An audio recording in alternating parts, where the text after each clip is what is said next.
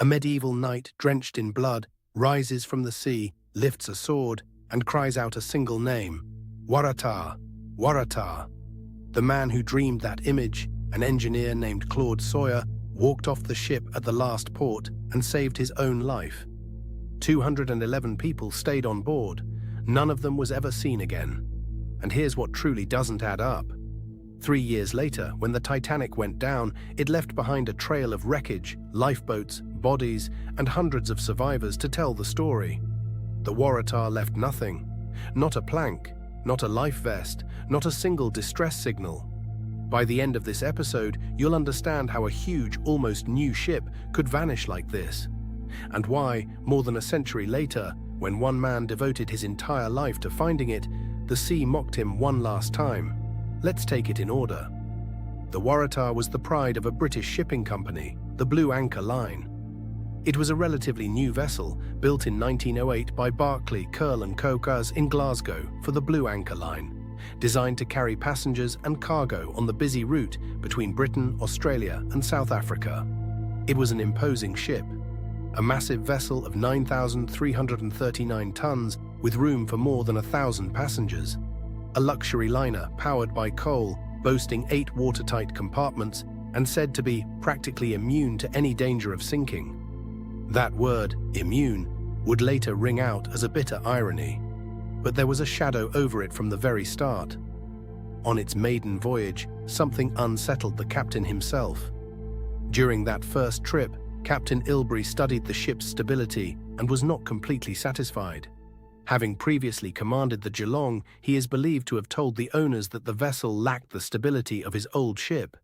He was especially worried about the difficulty of loading her correctly to keep her steady, which led to a heated exchange between the owners and the builders. A magnificent ship, and perhaps a ship that didn't balance properly. Remember that detail. Now, the passenger from the dream. On the final leg, crossing the Indian Ocean toward South Africa, an English engineer was traveling on board. His name was Claude Sawyer. He was an experienced traveler, but something about that ship unsettled him.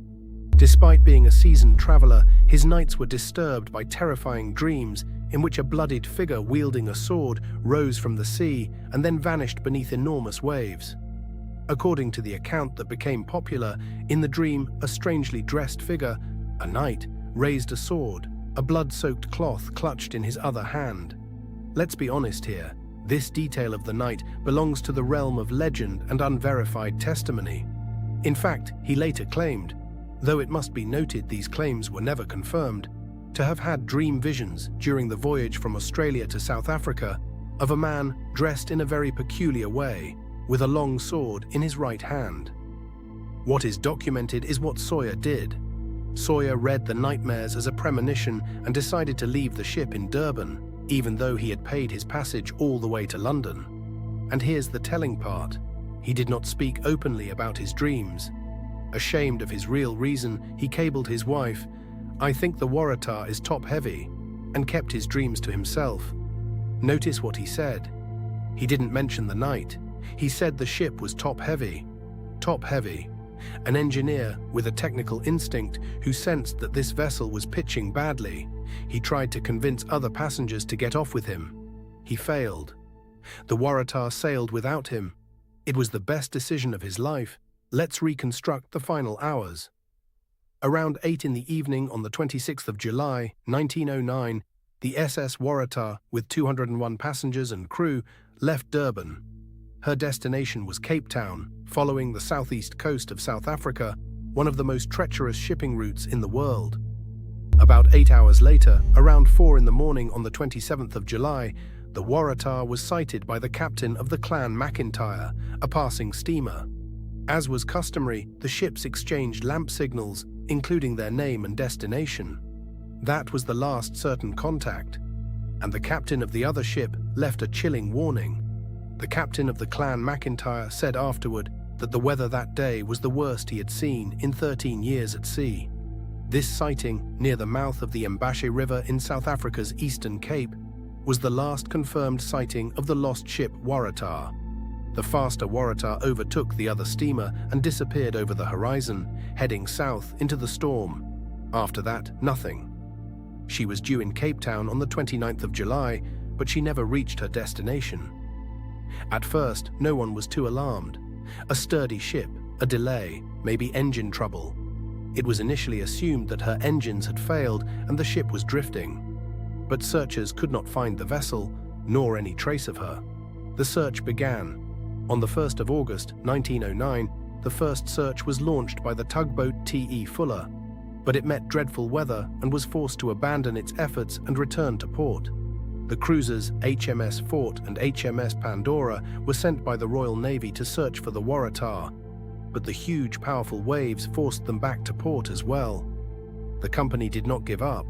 The Sabine, chartered by the Blue Anchor Line, covered 14,000 miles in a systematic search lasting 88 days, but found no trace of the Waratah.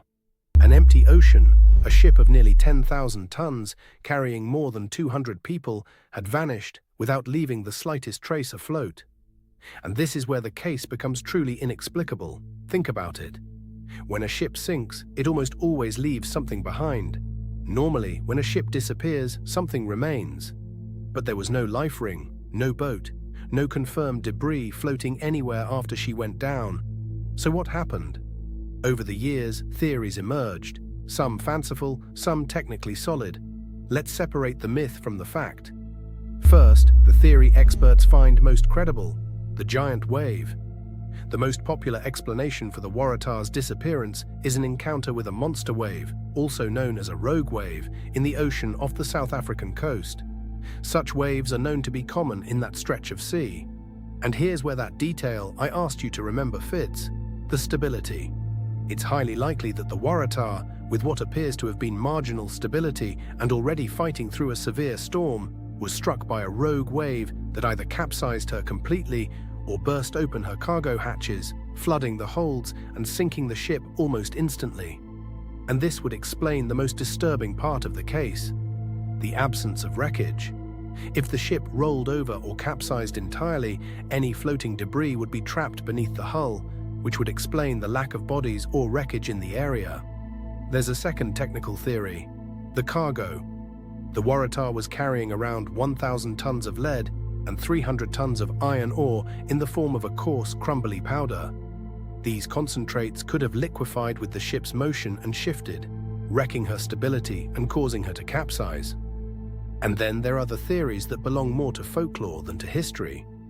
It was even said that the ship had drifted to the Antarctic Circle, or that it had been swallowed by a whirlpool. Let's be clear, there is no evidence for any of these. The case itself fed the fascination of the era. The newspapers of the time filled up with theories about the vessel's disappearance. In England, Arthur Conan Doyle, the creator of Sherlock Holmes, held a séance to try to contact the passengers of the doomed ship. And now, the final twist, the part that makes this story almost cruel. For decades, one man devoted his life to solving the mystery. An underwater explorer named Emlyn Brown. He searched for years, expedition after expedition. The writer Clive Cussler worked alongside Dr. Emlyn Brown, head of the Numa Underwater Agency in South Africa and the lead investigator into the Waratah's disappearance, and together they spent decades hunting for the wreck. From 1983, Brown led several expeditions, and in 1999, at last, triumph. In 1999, the news hit the papers that the Waratah had been found 10 kilometers off the eastern coast of South Africa.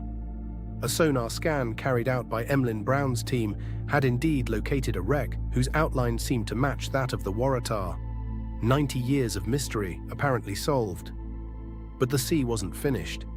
At first, the discovery was believed to be the Waratah, but a later dive in 2001 revealed it was in fact the Nailsea Meadow, a cargo ship sunk during the Second World War. It wasn't her. It was never her. Brown himself, after a lifetime of searching, was devastated. The wreck on the ocean floor was not the Waratah. It was a freighter sunk by a German submarine in 1942. Emlyn Brown, the expedition leader, described himself as stupefied beyond measure, and finally, surrender. In 2004, Brown announced that he was ending his search, admitting he had exhausted every possible lead and had no more ideas of where to look. So today, more than a century later, the truth is this: we don't know what happened. No trace of her has ever been found, and her fate remains a mystery. 211 people, a huge ship, an ocean that closed over them and gave nothing back. And one man, Claude Sawyer, who dreamed of a bloodied sword, went ashore and lived to tell the tale. We will never know whether he had a premonition or whether a good engineer simply noticed that this ship didn't balance the way it should. Perhaps that is the most unsettling answer of all, that the only real warning the Waratah ever got came not from a ghost, but from the instinct of a man who dared to listen to it.